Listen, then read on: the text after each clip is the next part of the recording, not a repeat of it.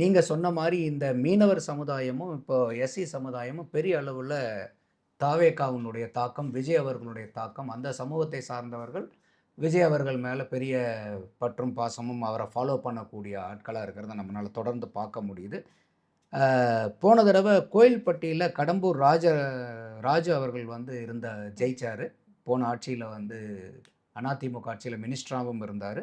அவர் போன 2021ல தோற்கடிச்சது வந்து அமமுகவினுடைய பொதுச் செயலாளரான டீம் டிவிய தான் அங்க அவர் வந்து தோற்கடிச்சு கடம்பூர் ராஜு அவர்கள் வெற்றி பெற்றாரு. இப்போ அவங்களே வந்து என்டிஏ கூட்டணியில தான் இருக்காங்க.